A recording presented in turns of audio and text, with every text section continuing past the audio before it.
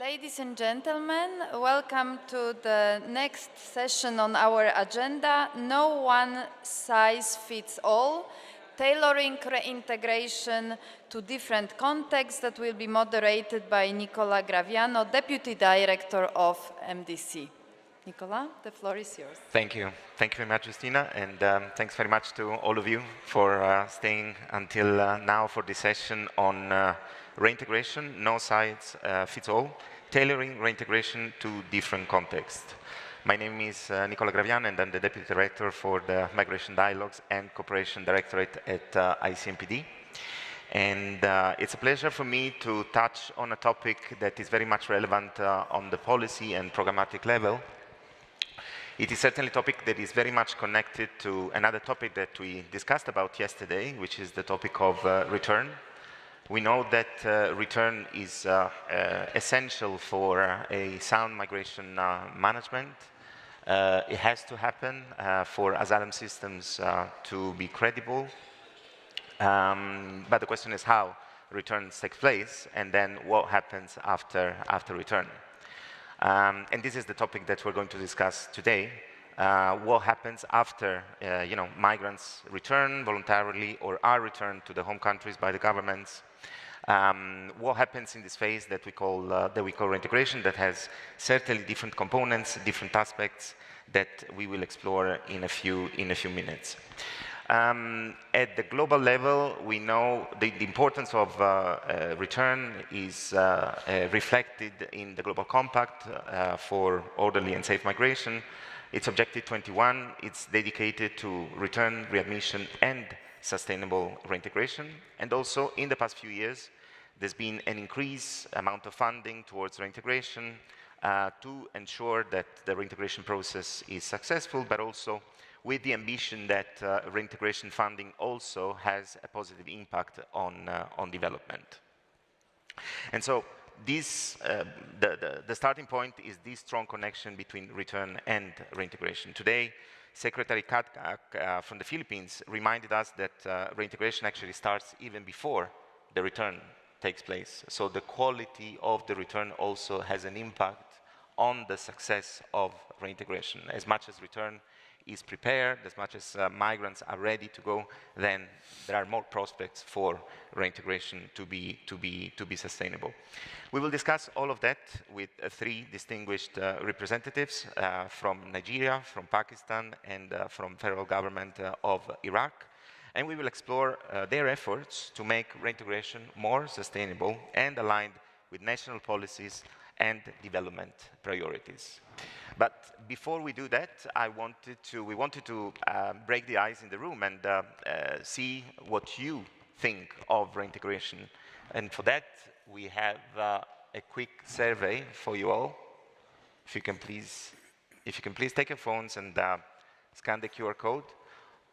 In one or two words, what comes to your mind when you hear the word reintegration, when you think of the concept reintegration?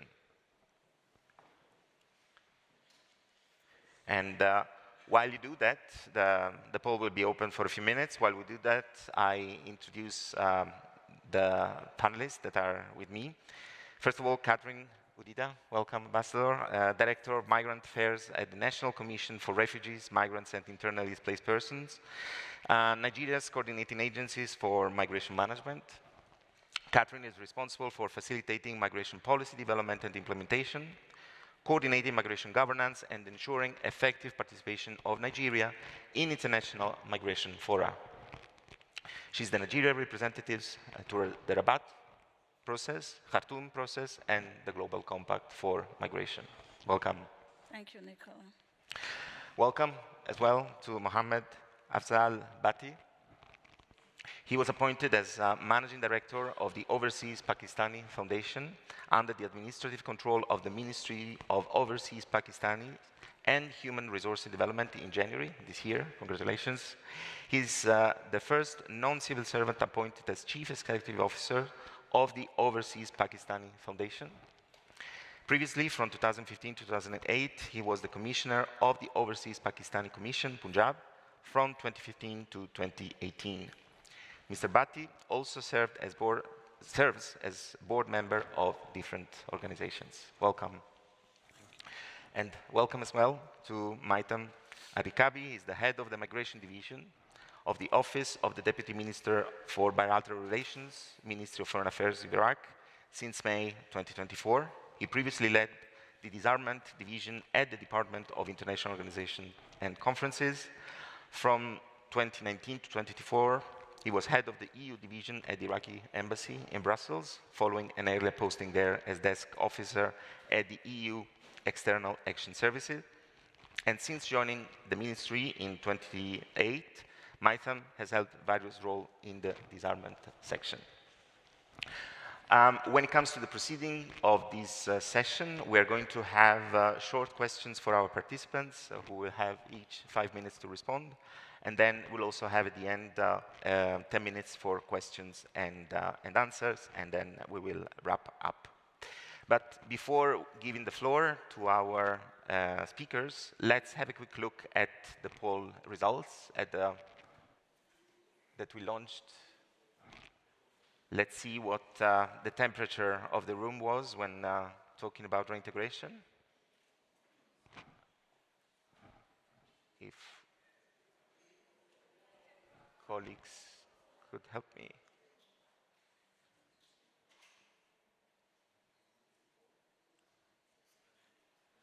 All right, there we go. Okay, I need to turn. Well, sustainability is certainly at the center of your thoughts.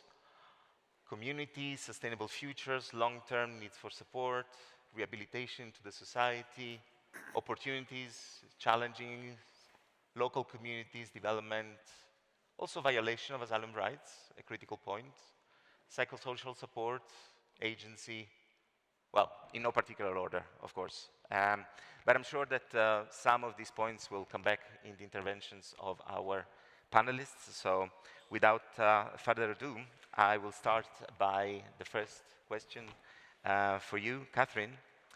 Nigeria is currently chairing the Rabat process, where sustainable reintegration is one of its key priorities.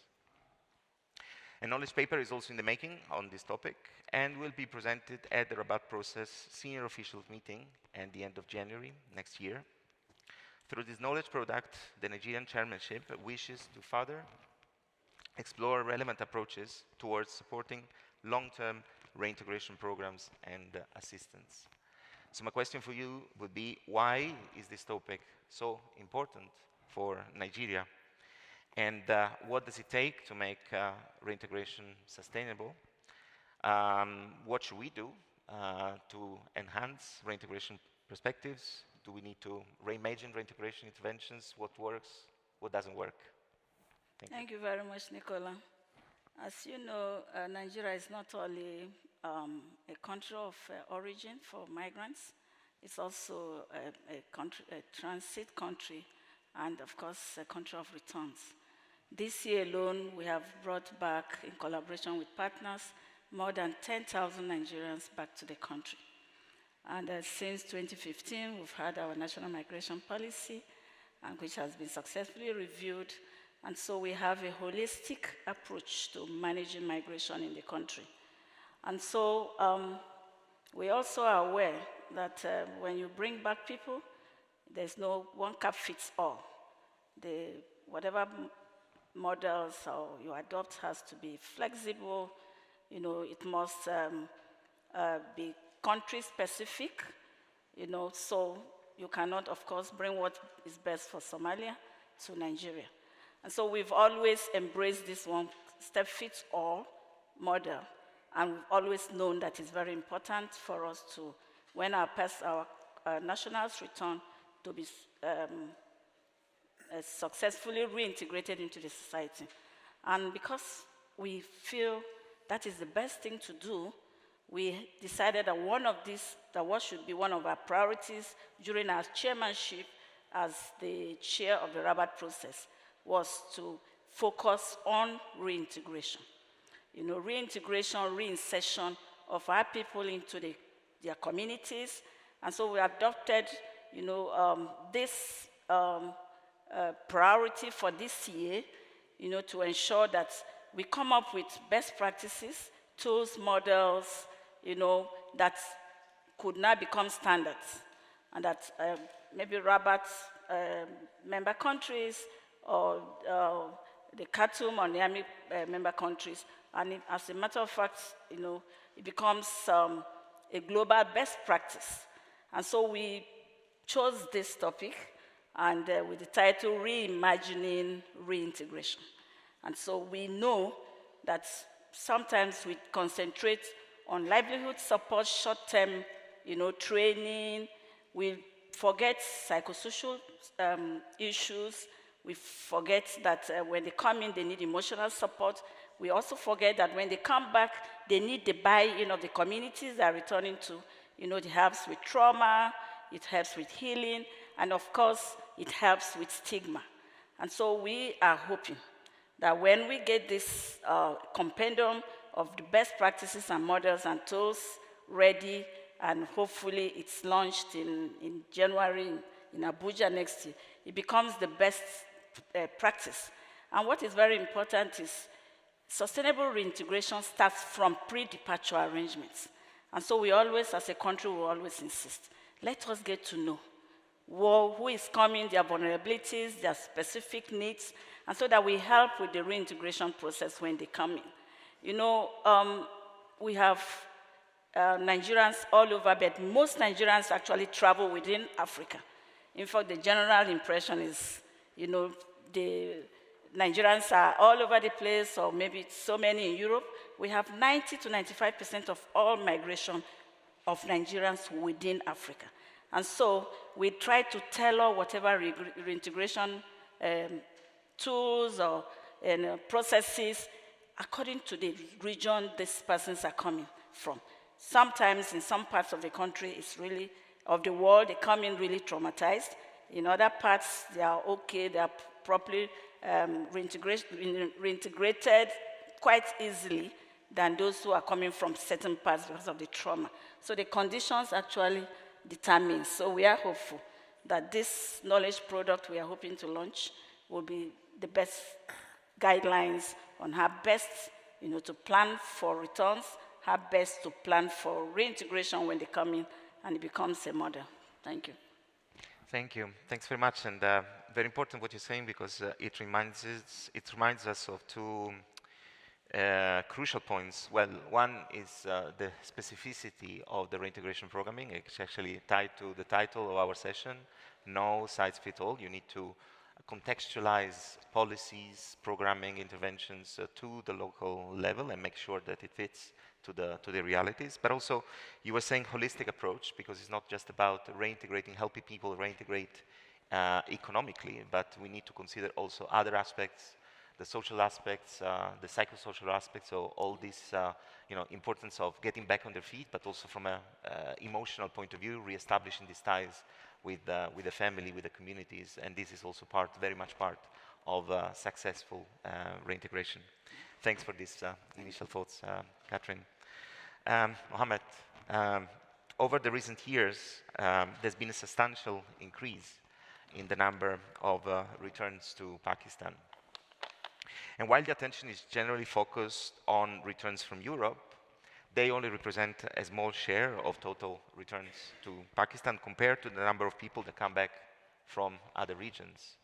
So looking at it from this perspective, this regional perspective that also ties a bit with what Catherine was telling before about Nigerians being also in other parts of Africa. What are the specific needs of returnees coming back from neighboring countries? How can national authorities address the needs of such large volumes of returnees? And in particular, what steps has the Overseas Pakistani Foundation taken to support their integration? Please. Thank you, Nicola. And I would first like to thank ICMPD for inviting the delegates from Pakistan to attend the 10th Vienna Migration Conference, and appreciate their efforts in Pakistan on reintegration of returned migrants. Coming back to your question, it's a pertinent one and a timely one as well. You're absolutely right. When you talk about return migration, the focus is normally on Europe. But in Pakistan, the picture is completely different. overwhelming majority of our returnees are from the Gulf Coordination Council, the GCC countries in Southeast Asia. And these are our overseas workers who've worked all their life in those countries, contributed to their economies, and basically sent remittances back home.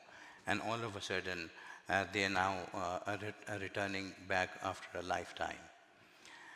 Their return is not simply a journey home. Honestly, it is a transition that carries emotional, social, and economic implications. And over the past few years, in particular after COVID, we saw huge numbers coming back. If I talk about statistics, there were more than 300,000 to 400,000 people coming back to Pakistan, and which was a huge challenge. And it challenged our national systems, and we had to adapt quickly and compassionately. From our experience and the work that is ongoing on a return and reintegration project funded by the EU and being implemented by ICMPD, and the data that we've generated through our migrant resource centers placed at the airports and other institutions, we've identified three broad categories of needs amongst return migrants. Firstly, the economic reintegration. Most of these workers that are returning back have skills that they've learned over the years, which not necessarily are recognized in Pakistan, in the Pakistan's labor market. To address this, the ministry is proposing a mechanism for this skills recognition. And with the help of the National Vocational Training and Technical Training Centers and the provincial TAFTAs, we are basically we are acquiring the acquired competencies. We are taking them to a recognition of prior learning framework, so that their skills are appreciated and they are tailored towards how they can basically integrate into the local market, so that they can basically transition smoothly into employment or self-employment. So that was the first one. The second thing that we have identified is their psychological and social reintegration. Return migration, particularly when it's unplanned or forced, can cause deep stress and disorientation. Families have changed, communities have evolved, and sometimes returnees feel alienated.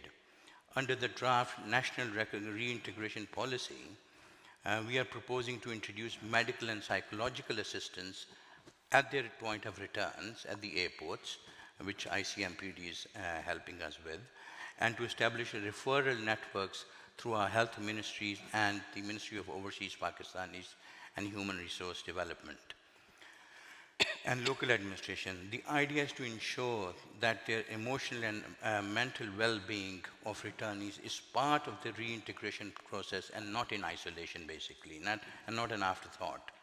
The third is the access to basic services and documentation. Many of these returnees come back with no documentation. And it is also, they face challenges in reintegrating or re-accessing services in Pakistan. So the ministry is therefore considering the establishment of a one-stop reintegration center where returnees can access support for registration, documentation, skills matching, and counseling under one roof. Equally important is the community dimension. Regeneration cannot happen in isolation, and it must take root in the communities where people return. Through collaboration with provincial and district authorities, we are exploring community-based programs, reintegration initiatives that reduce stigma, promote social cohesion, and connect returnees with local livelihood opportunities.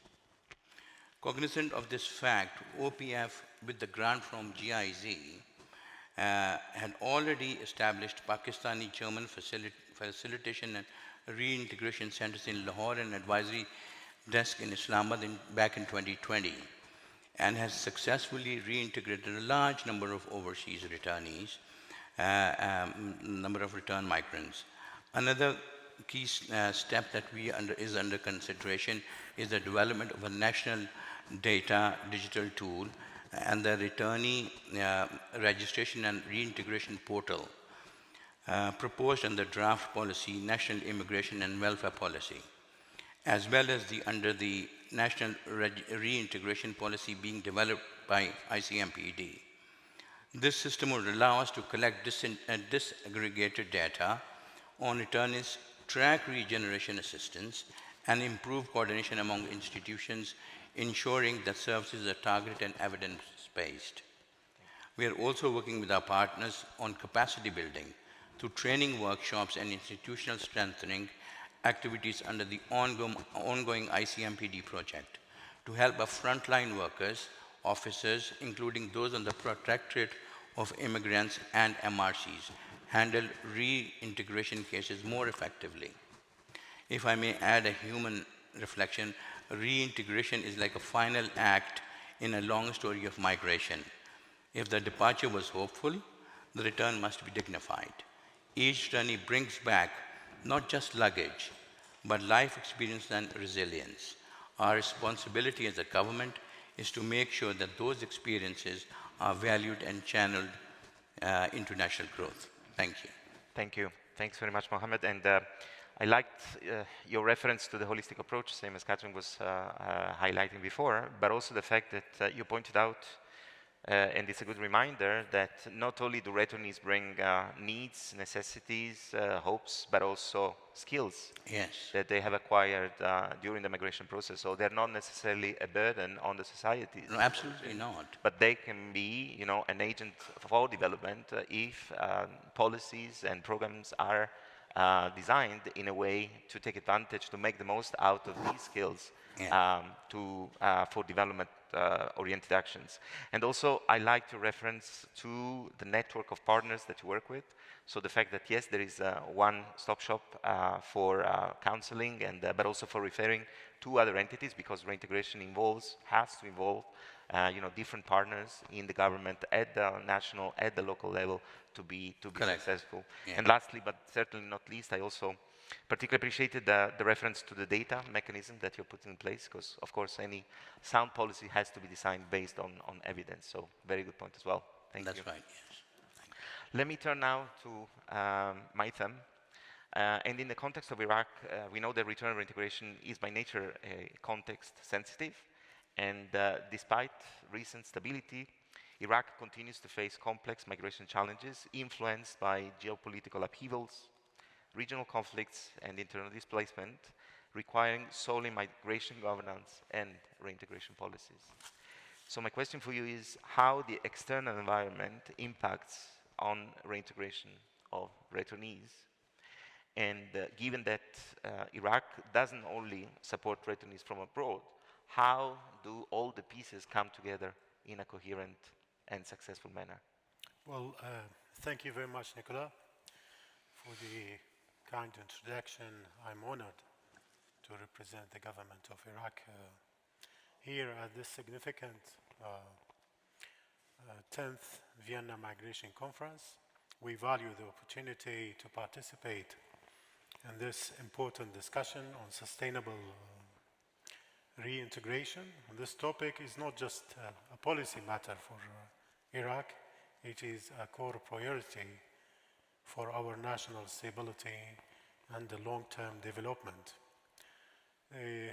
You know, the Iraqi government is deeply committed to supporting our returnees and has taken decisive and tangible steps to facilitate their sustainable reintegration.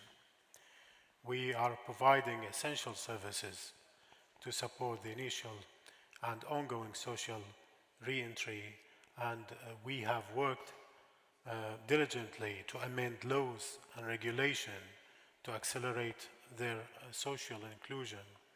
And we have established also a dedicated national team to manage the dignified reception of the returnees from the European countries in the Baghdad International Airport. And also, Iraq recently approved a comprehensive national plan for regular migration for the period 25-30, setting a unified long-term policy framework. And we also actively collaborate with the international community on various projects and programs that directly serve our reintegration goals. But all of these efforts are not enough because we face two massive ongoing challenges in Iraq: the security challenge and the economic one. The security challenge, as you say, Nicola, our security issues are heavily linked to the surrounding region, while Iraq has built significant counter-terrorism expertise over the last 2 decades. The constant instability in the region keeps our government in a state of continuous security alert.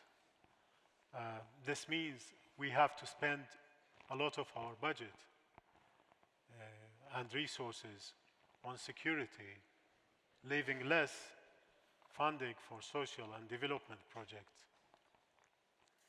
which are essential for the reintegration. And the economic challenges, our biggest economic hurdle and the structural difficulty in keeping pace with the rapid population growth by creating enough jobs within a very complicated economy. Despite the ongoing reforms and determined national efforts, several systematic factors constrain the economy ability to absorb young people and graduates, like reliance on the public sector. As you know, there is a heavy historical reliance on the public sector for the employment. This places a pressure on the national budget also, and structurally limits the opportunity space for private sector growth. And the government, with the help of our international friends, is focused on changing this by launching development programs and making the private sector more attractive. We are specifically supporting small businesses and entrepreneurship, as these are the main engine for creating stable jobs. Thank you, Nicola. Thanks. Thanks very much. And I particularly appreciate your reference to the systematic approach that reintegration needs to have, because ultimately we cannot see this in isolation to other aspects of interest for the government, such as security and economic stability.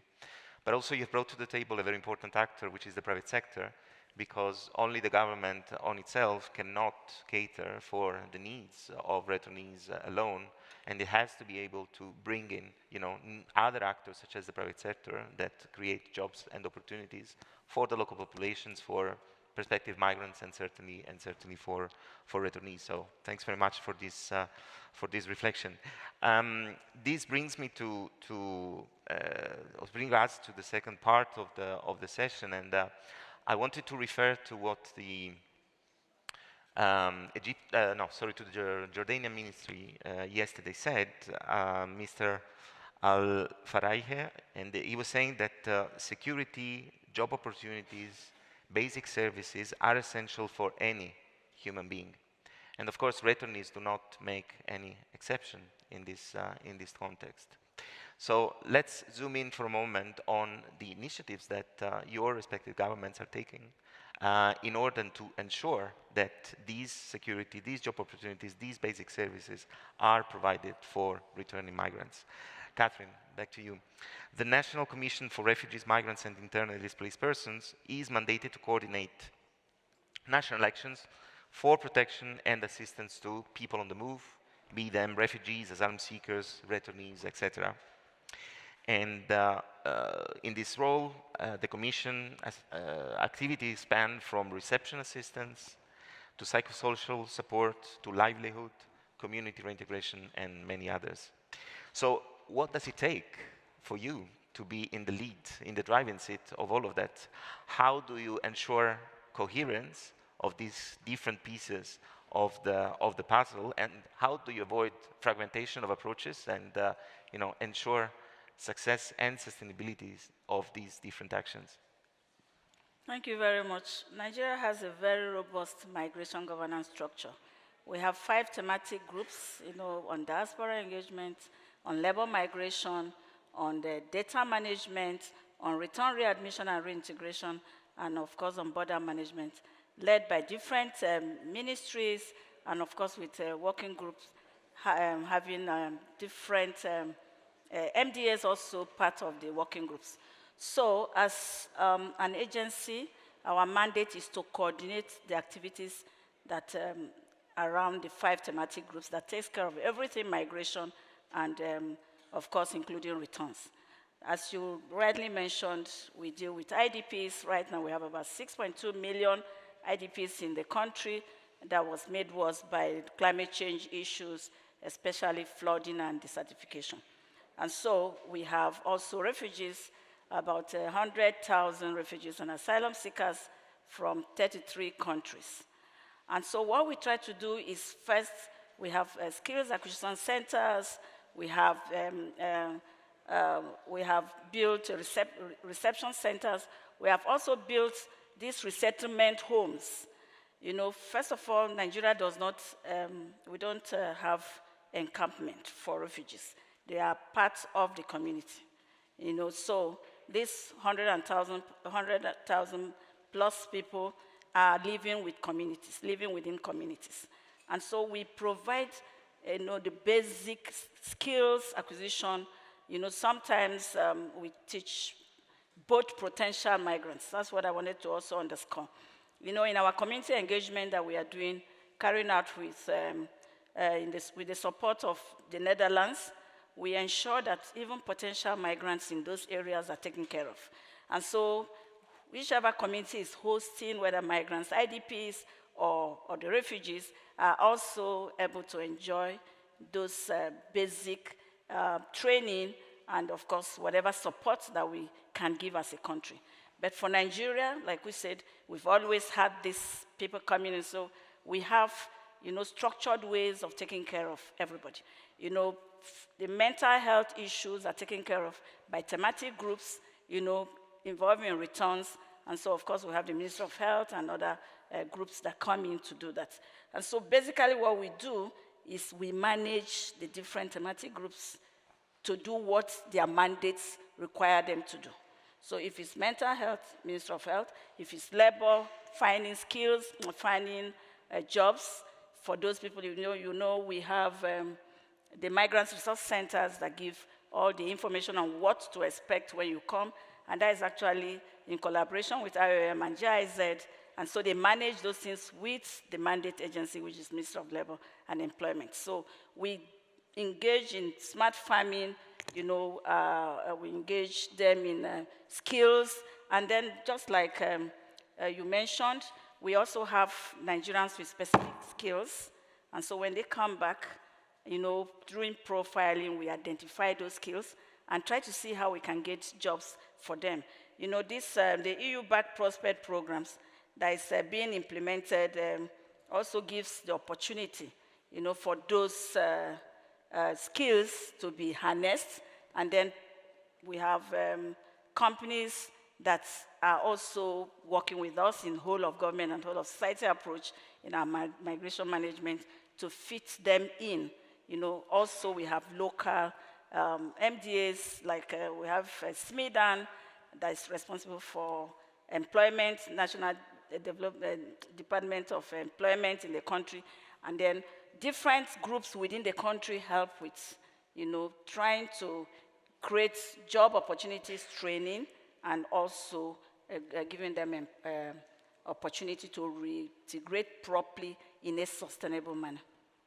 Thanks very much. And it calls my attention on the balanced approach that you were highlighting, the fact that support for integration needs to be conceived and then implemented in a way that doesn't create imbalances between IDPs or returnees or even prospective migrants, because the reintegration support is not supposed to entice new irregular migration, but be at the use of those who need it, the returnees, to reintegrate in the society. But to do that, you need to do that in a very strategic manner, in a balanced manner. So, very, very important point. Mohammed, back to you. You were mentioning before that early this year, a reintegration project funded by the European Union and implemented by ICMPD has been launched in Pakistan. And this initiative aims, among others, to support the development of a national reintegration policy. Why is it important to have a document like a policy specifically dedicated to reintegration? Is this a necessary condition to plan and implement good reintegration initiatives? And how are you doing that? What is the role of Pakistan, and how does it fit with your development priorities? Thank you, Nicola. Again, a very important question, because this goes to the heart of why Pakistan decided to move towards a nationally coordinated and policy-based approach to reintegration. Our reflections comes from the work that is being undertaken under the EU-funded project and being implemented by ICMPD in close collaboration with the Ministry of Overseas Pakistanis and Human Resource Developments. Through these initiatives, as I've already mentioned, that Pakistan has developed a draft national reintegration policy framework, which is now under consideration by the government. At the operational level, we've set up the airport reception desks, which are manned by my team and the counselors from ICMPD, the migration resource counselors at the airports, at the Islamabad airport, at the Peshawar airport and Lahore airport. These desks provide a coordinated mechanism to receive, profile, and counsel returnees on arrival, collecting critical data which is to be used in the future on their vulnerabilities, immediate needs, and even skills. So that is a very important function that is being undertaken at these three airports. Why is the policy important? Because reintegration in Pakistan has until now been addressed in isolation through scattered projects, each with good intention, but without an overarching framework. The proposed NRP seeks to change that by creating a structured, right-based and inclusive national systems that provides clarity, coordination, and continuity. The policy's purpose is to institutionalize how Pakistan manages returns and reintegration, moving from a reactive approach to a proactive planned one. It proposes 5 stages, 5 strategic pillars: safe and dignified returns, sustainable economic and social reintegration, diaspora engagement for development, community-based reintegration, and governance, coordination, and data management. Each of this pillar is supported by proposed institutionalized mechanism, such as the returnee registration and reintegration portal for data management, standard operating procedures for case management, and the creation of a national return and reintegration fund to pool resources from public sector, development partners, and private stakeholders. Now to your second point, is a policy like this essential for national ownership? I would say yes, absolutely. Because ownership comes from systems in place and not just projects. A national policy means that reintegration is not left to ad hoc or donor-led efforts. It becomes part of the government's planning, budgeting, and accountability cycle. It also aligns reintegration with Pakistan's broader development framework such as the Vision 2025, the 3 Es, and Uran Pakistan, which collectively aims to promote employment, skill development, and inclusive economic growth. Reintegration fits naturally within these goals because it focuses on human capital, livelihood, and social cohesion. Let me draw a small parallel. Reintegration is like a closing chapter of a film that began with migration. For years, that chapter was unwritten or improvised because we never faced such huge numbers. What we are doing now through this policy and project is writing that chapter carefully, inclusively, and with national ownership. So to conclude, the proposed national reintegration policy is not merely a document, it's a step forward towards building an institutional culture of dignity and preparedness. It helps Pakistan and its partners move from short-term assistance to long-term, homegrown reintegration systems that are sustainable, equitable, and aligned with the national development vision. Thank you. Thanks very much. And the way you worded it, from reactive to proactive, really is the essence of ownership and the secret, if you want, of sustainability. Because in the end, I mean, all these efforts from Pakistan really mirror the way you're taking, reintegration planning so seriously, including to the point of allocating your own resources into reintegration programming. So thanks very much. That's an excellent example. Maitam, going back to Iraq for a moment.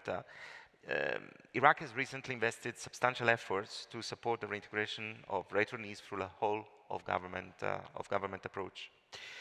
Why is this a priority for the authorities, and how do you implement initiatives such as NORAC, which is the Nordic Cooperation on Return and Reintegration in Iraq? How do you envisage this whole of government approach, and how does it materialize concretely in Iraq? Well, thank you again, Nicola. Why reintegration is a national priority? Well, successful reintegration is a guarantee of security. Failure to integrate returnees economically and socially leads to frustration and unemployment, especially among youth.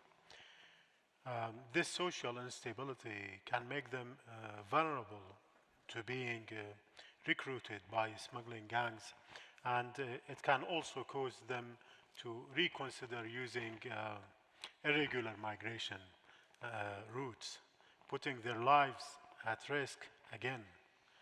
The government views supporting returnees as a sovereign responsibility and a moral duty toward its citizens.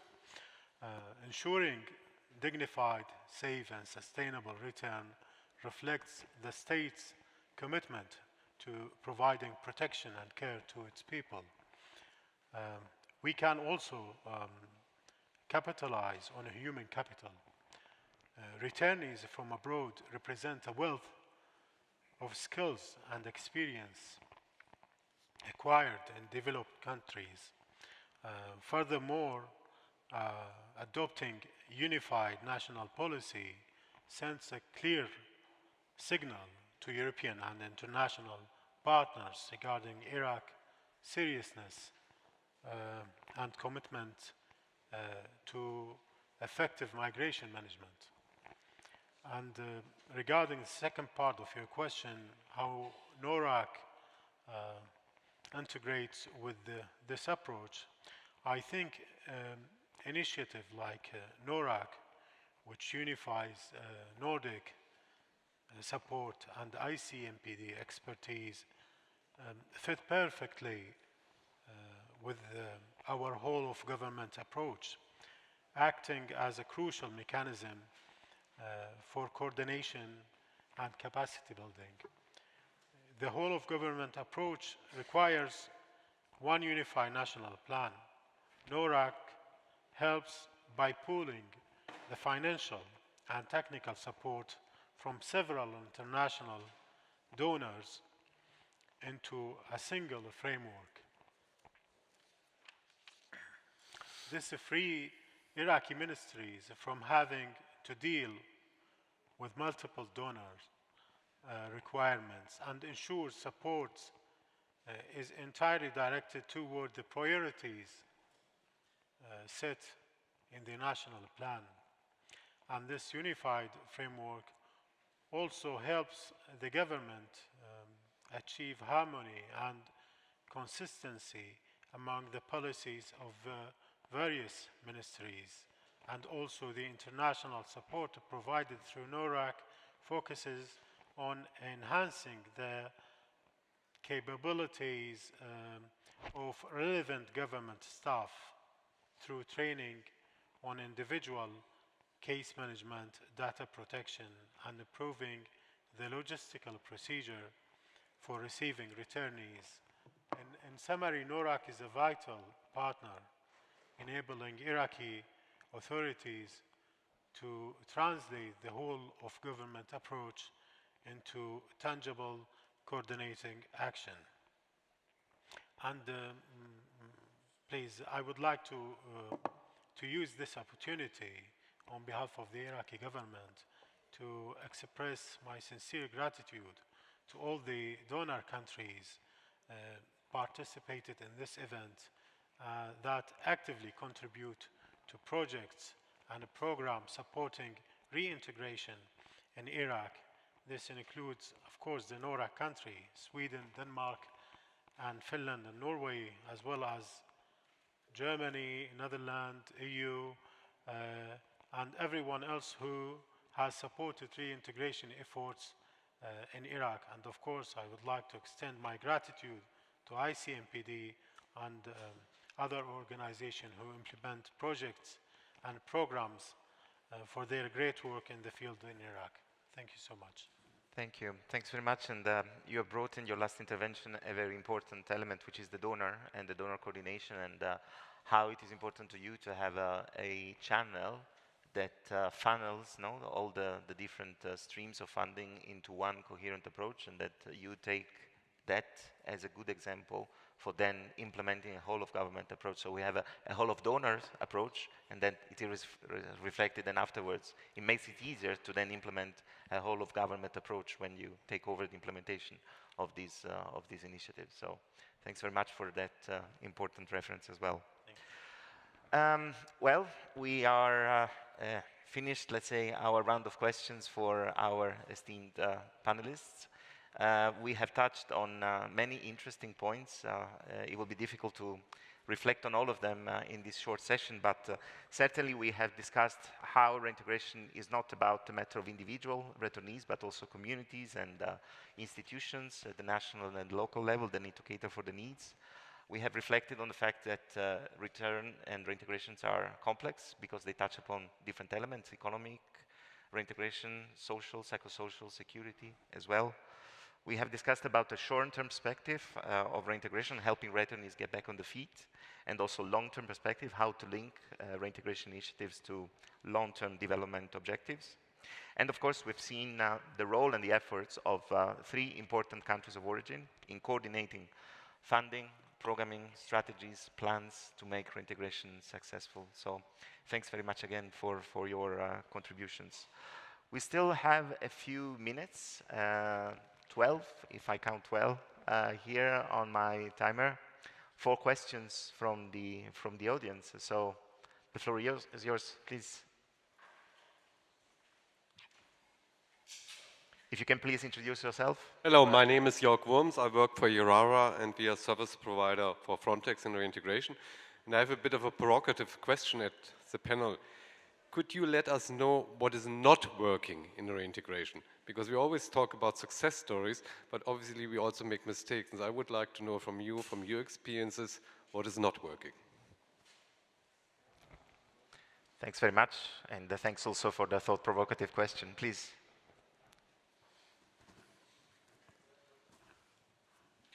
Thank you very much. My name is Dayan. I am director of the Joint Crisis Center in Duhok City for Kurdistan, Iraq. Now we have 1 million IDPs and refugees inside Kurdistan. You know, we have 300 100,000 just Yazidi people. They can't return back to Sinjar. You know, we have the situation is no good in Sinjar city. So I request in all country of European, don't deport Yazidi people because the situation is not good in here. And I request all country, they help Kurdistan region because we have now finance increase in Kurdistan. Government in Iraqi don't take salary in people Kurdistan. Thank you so much. Thank you. Thanks for your comment, and I'm sure this is of relevance for the member states who are represented here, who are in charge of this important file. Any other question from the room? Well, maybe when you, while you gather your additional thoughts, let's go back to the critical question of what is not working on integration. Catherine. Thank you. I'll start as a coordinating agency. One of the greatest challenges we have is actually coordinating what I always consider the moving pieces at all times. And so we have tools that we are using, the National Referral Mechanism, and we also have the SOPs that actually structures what who should do. You know, so usually during integration, reintegration, there are always a few gaps here and there, and so it's a bit challenging for us. You know, we try our best, but that's still a gap. And of course, engagement with pre-departure counselors. You know, because pre-departure counselors and also sending countries. We have issues of confidentiality and things like that. So it doesn't give us opportunity to prepare in good time for the vulnerabilities that may arise when they return. So we can prepare effectively for those that require mental health counseling and support in good time. So for Nigeria, those are the two basic two areas that we think we still have gaps that we think more should be done. Thanks. Thanks very much. Mohammed? Honestly, I mean, from our experience, the lack of coordination between organizations and government departments who work in silos does not have that impact. Sometimes services are duplicated. That is the reason why Pakistan is moving, has decided to move towards basically a nationally coordinated, policy-based reintegration system. So when departments and organizations work in silos, that doesn't really work, and that's what we've had the experience in Pakistan. Thank you. Certainly an important point, and we've seen it in all your interventions today in the 3 different countries, how this is a common thread, no? The importance of this coordination at your level in the different the different areas involved in reintegration programming. Yeah. Maitham? Actually, this is very important questions. We are doing our best to reintegrate persons who return from the European Union. And we know that sometimes those returnees would like to live abroad. But in this case, if you want to live abroad, that's why we set this national plan for legal migration. You have to work on yourself to do so. And we are trying to do our best by providing services through our colleagues from MOND.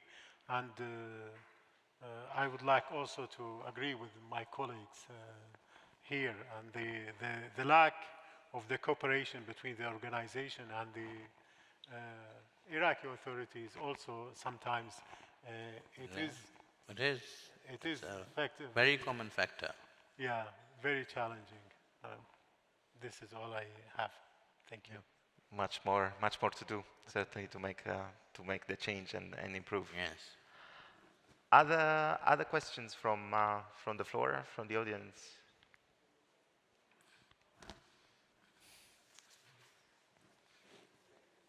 I have one question for you all, because you talked about the communities of origin, but I was curious to hear, how do communities of origin perceive returnees? Because you mentioned that one of the key success points for reintegration to happen is the reestablishment of these ties, these psychosocial supports, no, that you're providing. Why is that important? Is there, you mentioned also, Catherine, before about the stigma. What happens at the community level? How do communities perceive returnees, and how the stigma can prevent, if not addressed properly, can prevent the success of reintegration support? And if I may add another question, what are you doing to address that stigma? Thank you very much. For us, the way it's structured, we don't have issues with acceptance. Because first of all, during profiling, you are asked to decide where you want to return to. You know, Nigeria is a big place, 220 million and counting. And so you can actually go to somewhere else and disappear. So people, mostly trafficked and the smuggled migrants who may experience trauma when they return, or people who have gone out and they are no longer successful, they couldn't achieve their aims and they are back. You see something as simple as, no, I don't want to go back to my town until during Christmas. And so I'm returning to my town during Christmas because Nigerians like to be home. We go home most times during Christmas. It's something else. So everybody is going home. So you are hiding this issue of you failed, and so you are returning. So the fact that we give you the opportunity to choose where you want to stay. So you may come from the east of the country and you decide to remain in Lagos. And so we try to build your reintegration around the area where you want to be. And the other angle I was talking about is this potential migrants, community-based reintegration that we are doing with the Netherlands that is very flexible. And so we are able to actually, bring up those programs and trainings in those communities. So the potential migrants is also doing the same training with the returning migrants. So they're already building this bond. And so the community does not feel, not necessarily that stigma, except, of course, one-on-one for migration and for trafficking issues. So in Nigeria, we don't have that serious stigmatization of returnees now, because basically it's win-win. And then I was going to mention that the international partners, because of the way our migration governance is structured, we actually work as one. ICMPD, JZ, IOM, IRARA, all of us, for every program, everybody brings its strength. And so whoever has the better capacity will handle. And so that's how we have been able to successfully manage, that area of psychosocial, mental health issues and trauma, and of course stigma. I wouldn't like to be in your seat when you need to coordinate ICMPD, IOM, IRARA, and all the systems. It's seamless, they are here. It's seamless in Nigeria. It's seamless. Congratulations for that, and good luck. Yeah. Mohammed. Let me put a scenario to you. A father or a husband has been away for so many years. This is a typical case in Pakistan. They've been in Middle East for so many years. Now, all of a sudden, he's back, and he's also lost his job. Now, he's around the house most of the time, and now the wife is upset, the kids are upset. What is he doing here? When is he going back? So those pressures, it has an impact on the returnee and on the family, and even their communities have moved on. So so identifying those issues and then coming up with policies or programs with the medical authorities is, I think it's very important, and that we will need to focus on it and come up with the how to deal with such psychological and social stigmas in Pakistan. And you say before that this is all part of the reintegration plan that you're working on? Yes, that is why the government is focusing on coming up with a national, coordinated, policy-based approach. Excellent. Thank you. Thank you. Aitham? Well, we are focusing in our dialogue with the European partners that focusing on the unity of the family, because when you deport some of the family, and that will bring many, as my colleague said, many social problems to this cases, and they might claim, they might raise claims to the government. So we focus on the unity of the families for the deportees. Thank you. It's very important, this role of the family in the society, and then to how to, take advantage of this role to bring together the people in this unity, which is extremely important. Is the nucleus for the societies in your country. So the importance to also act on the family to make reintegration more successful. Oof, that was excellent. Thank you so very much. We're come at the end of our session. I was delighted to have you and to moderate this panel. Thank you. Thank you very much. Please join me in a big round of applause. Thank you so much. Thank you.